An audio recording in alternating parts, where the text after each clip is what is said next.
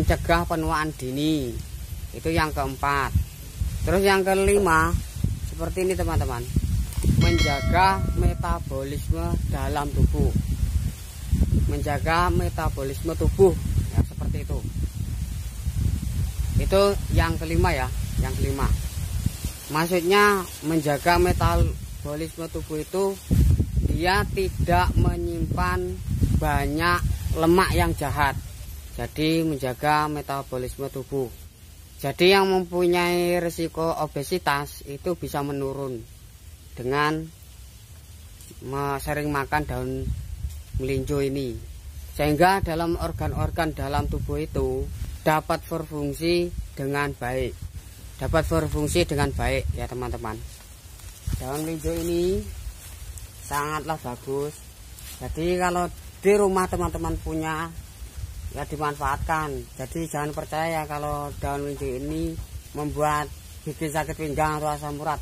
Itu jangan percaya, itu mitos, tidak benar adanya. Ya kita seperti inilah, tidak semuanya itu tumbuhan memang tidak bermanfaat bagi manusia, tapi nyatanya semuanya bermanfaat sih. Nyatanya bisa di sayur.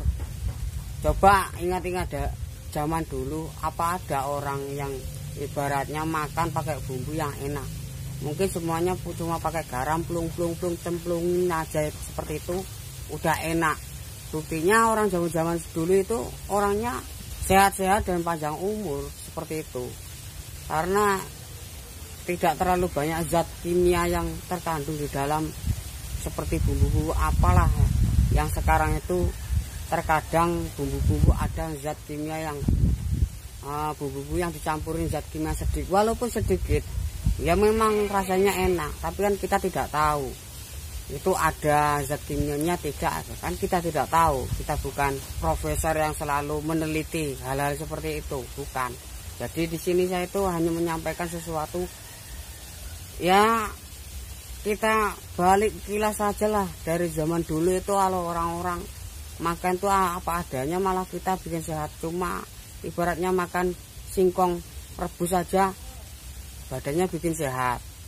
Nah sekarang yang ibaratnya kita makan enak-enak, tapi mana kebanyakan orang banyak penyakitnya seperti itu. Kita kan harus berpikir seperti itu. Jadi kita kalau makan tuh tidak perlu aneh-aneh lah. Kita manfaatkan aja tumbuhan-tumbuhan yang di sekitar kita yang kiranya bisa dimanfaatkan seperti itu. Seperti ini daun melinjo kita bikin sop seperti itu aja. Nah untuk bumbu-bumbunya yang alami aja, yang alami aja, nggak usah yang neko-neko pokoknya. Bukan berarti saya itu melarang, enggak. Itu kan hak teman-teman semuanya, hak teman-teman semuanya. Kita tuh bisa kalau bikin makanan yang sehat tanpa harus menggunakan bumbu-bumbu yang kita beli lah. Ya memang bumbu-bumbu yang kita beli itu biasanya kan memang kalau dicampur itu enak gitu, seperti itu. Tapi kan kita tidak tahu ada campuran bahan kimianya atau tidak, seperti itu kan. Nah seperti itu teman-teman ya. Jadi kita harus wajib menjaga kesehatan kita semuanya dari hal-hal yang kita tidak inginkan. Dari kita makan sehat, diawali makan dengan sehat. Jadi kita manfaatkan daun-daun yang ada di sekitar rumah kita, atau kalau tidak punya ya kita berusaha nanam lah, ditanam di pot-pot atau di kolibag seperti itu walaupun sedikit. Jadi kan kita bisa manfaatkan untuk sayuran di rumah seperti itu. Tadi yang kelima ya teman-teman ya. Sekarang yang keenam. Untuk yang keenam itu bisa menjaga kadar gula darah. Nah ini yang penting teman-teman.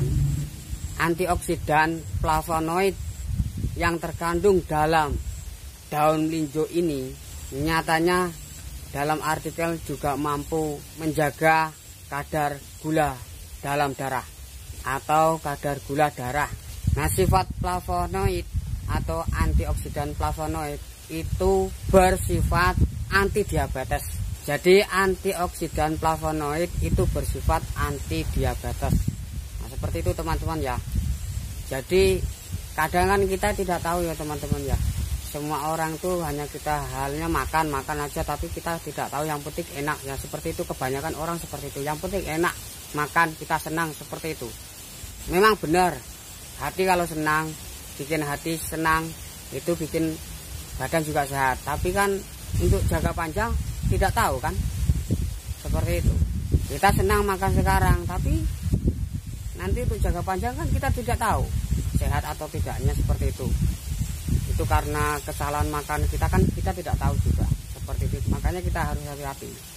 Jadi antioksidan flavonoid itu bersifat anti diabetes dalam kerusakan pankreas itu, dan risiko mengalami diabetes itu bisa berkurang sangat banyak. Itu yang keenam ya teman-teman ya. Jadi dapat menjaga kadar gula darah. Daun linjo ini mempunyai manfaat seperti itu teman-teman. Sekali lagi saya katakan, jangan percaya kalau daun melinjo itu bisa membuat kita tuh sakit pinggang atau asam urat. Itu tidak benar. Nah yang terakhir teman-teman, itu bisa mencegah diare. Bisa mencegah diare atau mengatasi diare, maksudnya seperti itu. Nah, namun kalau untuk mencegah diare atau mengatasi diare, jangan tergantung pada daun melinjo teman-teman.